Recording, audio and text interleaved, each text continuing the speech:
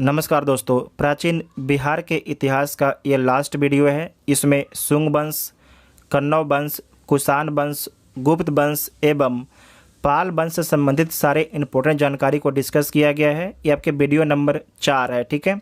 इसका पहले 3 वीडियो आपके अपलोड हो चुका है, जो नहीं देखे जाके देख लीजिएगा।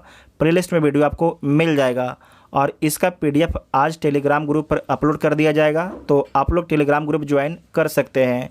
तो आइए देखते हैं पहला पॉइंट। शुंग वंश। मौर्य वंश के अंतिम शासक बृहद्रथ की हत्या करके पुष्यमित्र शुंग ने 185 ईसा पूर्व में शुंग वंश की स्थापना करता है। पुष्यमित्र शुंग ब्राह्मण था, वह बृहद्रथ का सेनापति था। पुष्यमित्र ने सेनानी की उपाधि धारण की थी और उसने यवनों के आक्रमण को विफल किया था। पुष्यमित्र ने 2 अश्वमेध यज्ञ करवाए। इसमें पुरोहित कौन थे, पंडित जी कौन थे? तो पतंजलि आपके पंडित जी थे, ठीक है, पुरोहित थे। पुष्यमित्र की हत्या के बाद उसका पुत्र अग्निमित्र 148 ईसा पूर्व में राजा बनता है। और इसमें आपको याद रखना कि कालिदास के नाटक मालविकास अग्निमित्रम में अग्निमित्र एवं मालविका का वर्णन मिलता है। तो आपसे प्रश्न पूछा जाएगा कि अग्निमित्र एवं मालविका का वर्णन किस बुक में मिलता है? तो मालविकास अग्निमित्र में मिलता है। ये कालिदास का नाटक है। इस वंश का अंतिम शासक कौन है? तो जो शुंग वंश है, इसका अंतिम शासक देवभूति है, ठीक है। उसके बाद है कन्नव वंश। जो कन्नव वंश है, इसकी स्थापना वासुदेव के द्वारा किया गया है, देवभूति की हत्या करके। वसुमित्र शुंगों के अमात्य मंत्री थे। कर्ण वंश भी आपके ब्राह्मण वंश है। इस वंश का अंतिम शासक कौन है? तो सुशर्मा है। कर्ण वंश का अंतिम जो शासक है वो आपके सुशर्मा है।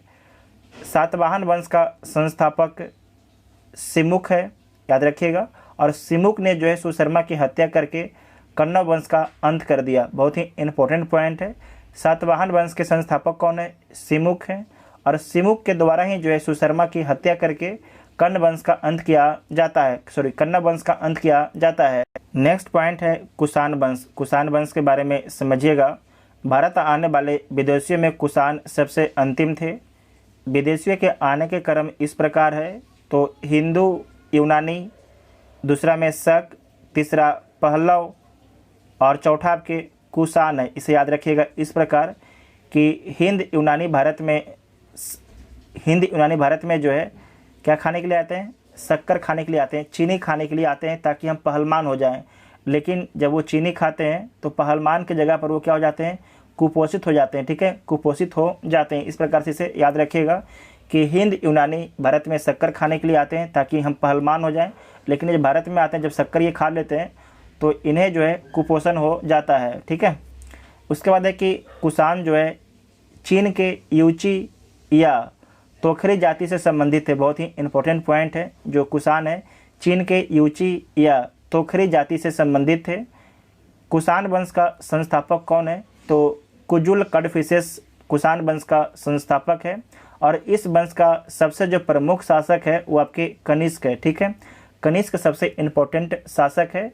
और कुषाण वंश की जो राजधानी है पुरुषपुर या पेशावर एवं मथुरा, ठीक है। तो आपको याद रखना है कि जो कुषाण वंश है इसकी राजधानी पेशावर भी था और मथुरा भी था। नेक्स्ट पॉइंट है कि अश्वघोष जिन्होंने बुद्ध चरित्र की रचना की, वो कनिष्क ने पाटलिपुत्र से विजित किया था। जो आपके अश्वघोष हैं, अश्वघोष को जो बुद्ध चरित्र की रचना करते हैं, उनको कनिष्क जो है पाटलिपुत्र से विजित करके लेके अपने पास जाता है। इस बात को ध्यान में रखिएगा। कनिष्क के समय में गांधार एवं मथुरा कला है, ये आपके चित्रकला से संबंधित है।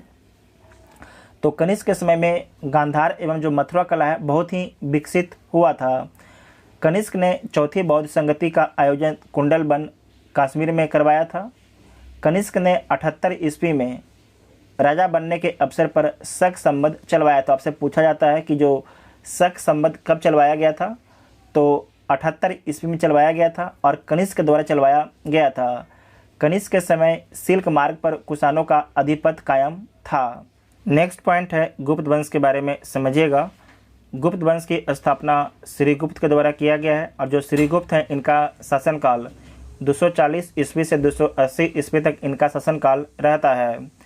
श्रीगुप्त का उत्तराधिकारी घटोत्कच गुप्त है जिनका शासनकाल 280 ईस्वी से 320 ईस्वी तक रहता है। वह प्रथम गुप्त शासक था जिसने महाराजा की उपाधि धारण की थी। इंपॉर्टेंट पॉइंट आपसे पूछा जाएगा कि प्रथम गुप्त शासक कौन है जिसने महाराजा की उपाधि धारण की थी, तो घटोत्कच गुप्त थे। उसके बाद है चंद्रगुप्त प्रथम के बारे में समझिएगा। इनका जो शासनकाल है 320 ईस्वी से 335 ईस्वी तक इनका शासनकाल है। गुप्त वंश का जो वास्तविक संस्थापक है चंद्रगुप्त प्रथम को माना जाता है।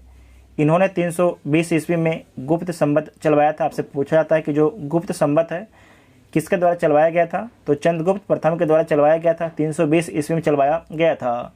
चंद्रगुप्त प्रथम ने लिच्छवियों की राजकुमारी कुमार देवी से विवाह किया था।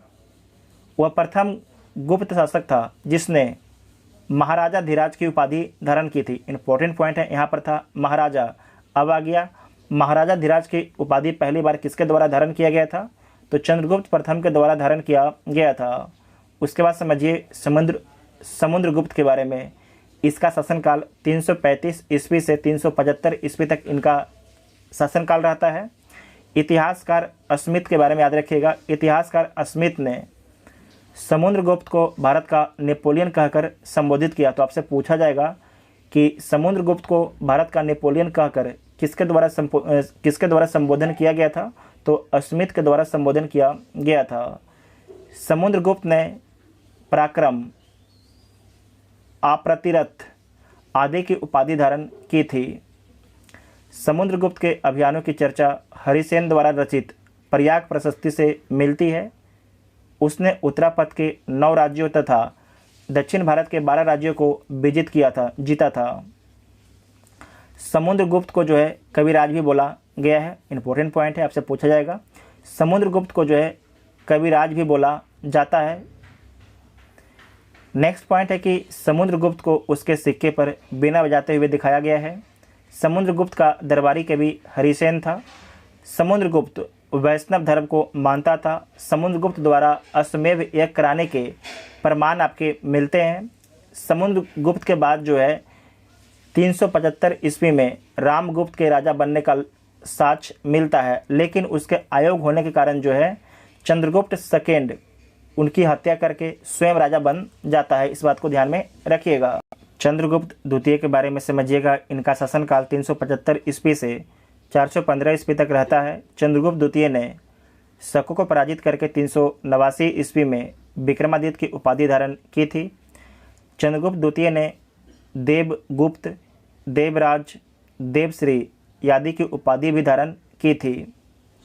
चंद्रगुप्त द्वितीय ने ध्रुव देवी एवं कुबेर नागा से विवाह किया था। कुबेर नागा से उत्पन्न पुत्री प्रभावती गुप्त का विवाह जो है बकाटक नरेश रुद्रसेन द्वितीय के साथ में होता है, लेकिन रुद्रसेन की मृत्यु के बाद प्रभावती ने जो है अपने अल्पवयस्क पुत्रों की संरक्षिका के रूप में शासन किया। उस दौरान प्रभावती ने जो है चंद्रगुप्त द्वितीय की सहायता से गुजरात और काठियावाड़ पर विजय भी आपके प्राप्त किया था। नेक्स्ट पॉइंट है कि चीनी यात्री फाहियान चंद्रगुप्त द्वितीय के समय भारत आया था। फाहियान भारत में 14 वर्षों तक आपके रहता है। 399 में आता है, 399 में आपके आता है और 414 में आपके वापस जाता है। उसके बाद आपको याद रखना है कि ये तो आपके हो गया फाहियान, ठीक है। एक आपके हुएनसांग किसके दरबार में आता है, तो हर्षवर्धन के दरबार में आता है हुएनसांग। नेक्स्ट पॉइंट है कि चंद्रगुप्त द्वितीय को मेहरौली लौह स्तंभ में चंद्र के नाम से संबोधित किया गया है। मेहरौली लौह स्तंभ चंद्रगुप्त द्वितीय का माना जाता है। चंद्रगुप्त द्वितीय के नवरत्न कौन कौन थे? कालिदास, धन्वंतरी, अमरसिंह, वराहमिहिर, शंकु, बेताल भट्ट। उसके बाद है घट करपर, छपनक, भरूची, ठीक है। छपनक एवं भरूची, ये 9 नाम आप लोग याद रखिएगा, आपसे एग्जाम में पूछा जाता है। उसके बाद है कि कुमारगुप्त प्रथम के बारे में समझिएगा। इनका शासनकाल 415 ईस्वी से 455 ईस्वी तक इनका शासनकाल रहता है। चंद्रगुप्त द्वितीय एवं ध्रुव देवी का पुत्र कुमार प्रथम 415 ईस्वी में शासक बनता है। इसे दोबारा ध्यान से समझिएगा कि चंद्रगुप्त द्वितीय एवं ध्रुव देवी का जो पुत्र है जिसका नाम है कुमार गुप्त प्रथम 415 ईस्वी में शासक आपके बनता है, और इसी के द्वारा जो है नालंदा विश्वविद्यालय की स्थापना कुमार गुप्त के समय में होता है। जो आपके नालंदा विश्वविद्यालय इसकी स्थापना कुमार गुप्त प्रथम के समय में ही होता है। गुप्त काल में नालंदा विश्वविद्यालय शिक्षा का प्रमुख केंद्र था, बाद में यह बौद्ध धर्म की शिक्षा का प्रमुख केंद्र बन जाता है। स्कंद गुप्त के बारे में समझिएगा, 455 ईस्वी से 467 ईस्वी तक, ठीक है, 455 ईस्वी से जो है 467 ईस्वी तक इनका शासन रहता है। मध्य एशिया के बर्बर जाति हुनों का आक्रमण स्कंद गुप्त के समय में होता है। स्कंद गुप्त ने हुनों को पराजित कर भारत से बाहर खदेड़ दिया। इसका वर्णन जो है जूनागढ़ अभिलेख में मिलता है। ये आपके गुजरात में जूनागढ़ स्थित है। अभिलेख में हुनों को मलेच कहा गया है। इसे नोट कीजिएगा, आपसे पूछा जाएगा कि जो आपके हून है उन्हें क्या बोला गया था, तो मलेच बोला गया था जूनागढ़ अभिलेख में। स्कंद गुप्त ने चंद्रगुप्त मौर्य द्वारा निर्मित सुदर्शन झील का पुनरुद्धार भी करवाया था। स्कंद गुप्त ने जो है सक्रादित की उपाधि धारण की थी। गुप्त वंश का अंतिम शासक जो है विष्णुगुप्त था। बहुत ही इंपॉर्टेंट पॉइंट है, गुप्त वंश का अंतिम शासक कौन है, तो विष्णुगुप्त था। गुप्त वंश के साथ मगध वंश का भी आपके अंत हो गया है। इतिहासकार B.A. स्मिथ ने सांस्कृतिक उपलब्धियों के कारण जो है गुप्त काल को स्वर्ण युग की संज्ञा दी गई है। बहुत ही अच्छा पॉइंट है, पूछा जाएगा कि सांस्कृतिक उपलब्धियों के कारण जो गुप्त काल को स्वर्ण युग की संज्ञा किस इतिहासकार के द्वारा दिया गया है, तो B.A. स्मिथ के द्वारा दिया गया है।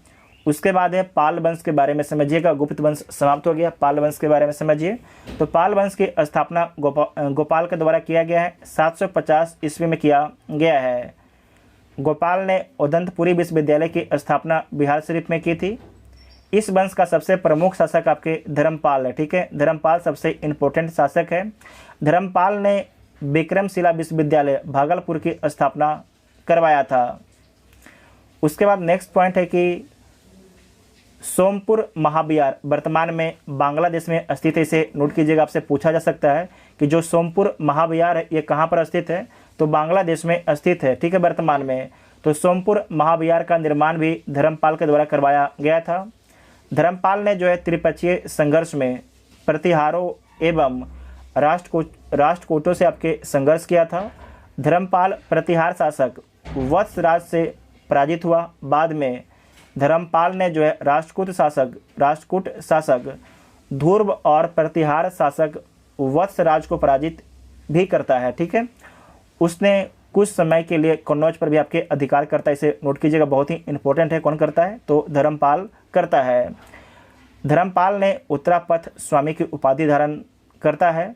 धर्मपाल के बाद उसका पुत्र जो है देवपाल 810 ईस्वी में आपके पाल वंश का शासक बनता है। देवपाल ने जो है अपनी राजधानी को मुंगेर ट्रांसफ़र कर लेता है। नेक्स्ट पॉइंट है कि देवपाल ने जावा इंडोनेशिया के शैलेंद्र वंशी शासक बालपुत्र देव को नालंदा में बिहार बनवाने के लिए 5 गांव आपके दान में दिए थे। उसके बाद नेक्स्ट पॉइंट है कि देवपाल के बाद जो है विग्रहपाल, महिपाल, रामपाल आदि ने शासन किया। पालकालीन कांसे की मूर्तियां अपनी कलात्मकता के लिए काफ़ी प्रसिद्ध थी। उसके बाद है कि धीमन एवं बीठपाल इस कला के प्रवर्तक थे, ठीक है। जो पाल कला है इसके प्रवर्तक कौन थे, तो धीमन एवं बीठपाल थे। उसके बाद नेक्स्ट पॉइंट है कि प्राचीन बिहार इतिहास के विभिन्न वंश शासक एवं उसकी राजधानी के बारे में समझना है तो समझ लीजिए। वंश, शासक और राजधानी। जो बृहदर्थ है, बृहदर्थ के द्वारा राजधानी कहाँ पर बनाया गया था, तो गिरिब्रज राजगिरी में बनाया गया था, जो मगध की प्रथम राजधानी थी। उसके बाद है बिंबिसार, बिंबिसार के द्वारा राजधानी कहाँ बनाया गया था, तो गिरिब्रज राजगिरी में बनाया गया था। उज्जैन अपनी राजधानी पाटलिपुत्र को बनाता है। शिशुनाग इसे वैशाली ट्रांसफ़र करता है, जबकि कालाशोक शिशुनाग का बेटा जो है फिर से राजधानी को पाटलिपुत्र आपके ट्रांसफ़र कर लेता है। इसके बाद नंद वंश नंद वंश का राजधानी पाटलिपुत्र था। मौर्य वंश का राजधानी पाटलिपुत्र था।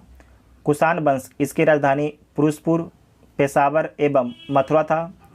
गुप्त वंश की राजधानी पाटलिपुत्र था। पाल वंश की राजधानी आपके मुंगेर था। उसके बाद है प्राचीन बिहार इतिहास के प्रमुख साहित्य के बारे में समझिएगा। साहित्य, लेखक और विशेषता। बुक का नाम है अर्थशास्त्र। इसके लेखक हैं कौटिल्य और इसमें जो है राज प्रबंधन के लिए प्रसिद्ध है अर्थशास्त्र। ठीक है। बुद्ध चरित्र, इसके लेखक अश्वघोष हैं। इसमें इसे जो है बौद्ध धर्म का महाकाव्य बोला गया है। जो बुद्ध चरित्र है इसे बौद्ध धर्म का महाकाव्य बोला गया है। इसके राइटर कौन है? अश्वघोष हैं। उसके बाद है प्रज्ञा पारमिता, ये बुक है। इसके लेखक है नागार्जुन। इसमें शून्यवाद का सिद्धांत दिया गया है। सी यू की, इसके लेखक हैं हुएनसांग। ये भारत का यात्रा विवरण है। इंडिका के लेखक मेगास्थनीज हैं। इसमें मौर्य साम्राज्य का विवरण दिया गया है। मिलिंद पन्हो नागसेन के द्वारा लिखा गया है। इसमें बैक्टेरियन शासक मिनांडर एवं नागसेन के वार्तालाप का संग्रहण किया गया है। ललित विस्तार, इसके लेखक का पता नहीं है। इसमें बुद्ध की लीलाओं का वर्णन किया गया है। महावंश, इसमें श्रीलंका के राजाओं का वर्णन किया गया है। जातक कथाएं, इसमें बुद्ध के पुनर्जन्म की कहानियों का वर्णन किया गया है। तो पूरे प्राचीन बिहार को कंप्लीट कर लिया गया है। अगर वीडियो आप सभी को हेल्पफुल लगता है तो चैनल को सब्सक्राइब जरूर कीजिएगा और वीडियो अपने दोस्तों में शेयर कीजिएगा। ठीक है, थैंक यू।